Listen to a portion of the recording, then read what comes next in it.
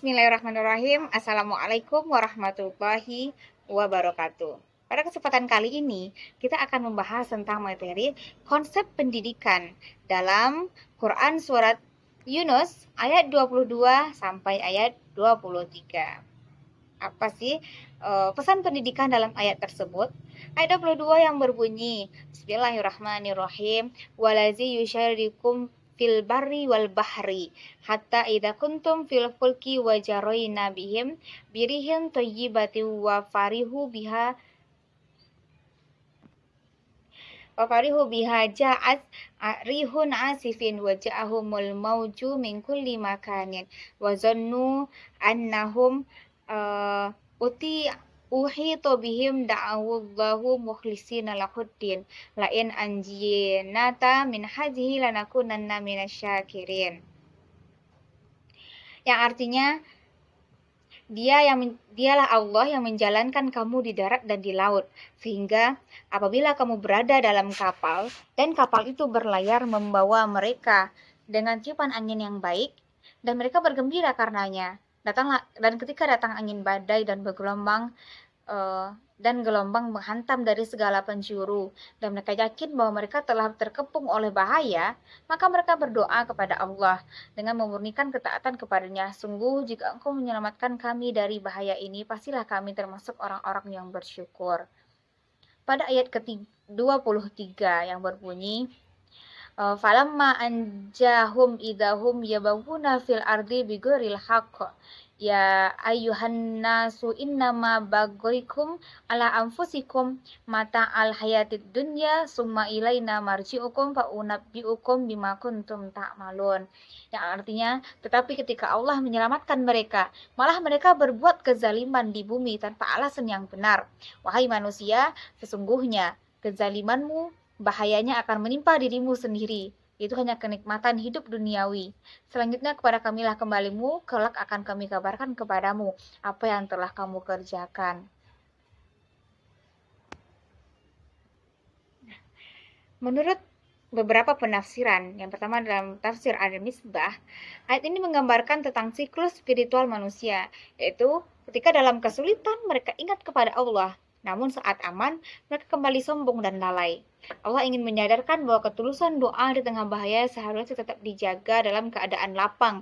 Pendidikan dari ayat ini mengajarkan konsentrasi iman bukan hanya saat darurat.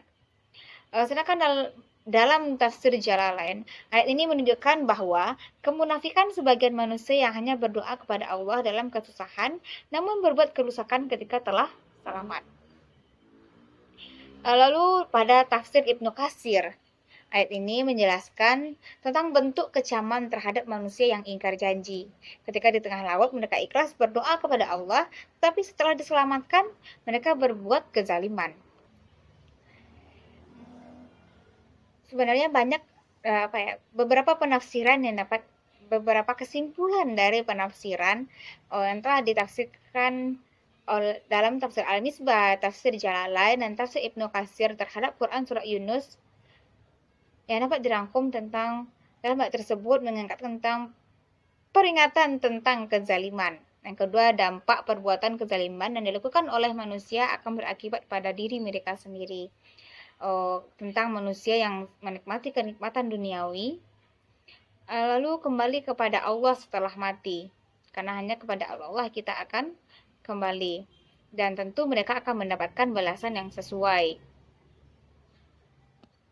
Serta pada ayat 23 mengingatkan manusia tentang pentingnya kesadaran akan tindakan mereka, akibat dari kezaliman serta tanggung jawab yang harus diambil di hadapan Allah setelah kehidupan ini berakhir.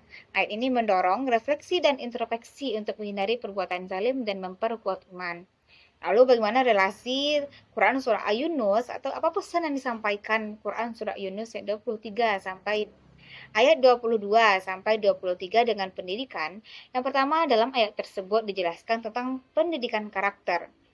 Pada bagian ini menekankan pentingnya perilaku individu dan kesadaran akan tanggung jawab. Dalam konteks pendidikan, ini mengundang pendidik untuk membentuk karakter siswa menjadi persepsi moral dan etika. Karena pendidikan tidak hanya komunikasi, tetapi juga tentang pembangunan moralitas dan tanggung jawab sosial. Yang kedua, tentang pengakuan hasil. menunjukkan bahwa setiap tindakan membawa hasil baik di seluruh dunia dan masa depan. Penting dalam pendidikan untuk memberitahu siswa tentang dampak perilaku mereka pada diri mereka sendiri. Dan jika baik tentu akan berdampak baik, dan jika buruk tentu akan berdampak buruk pula. Yang ketiga tentang refleksi diri.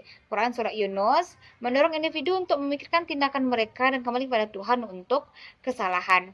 Pendidikan menggunakan proses refleksi diri untuk membantu siswa memahami kesalahan mereka, belajar dari pengalaman, dan menjadi lebih baik di masa depan.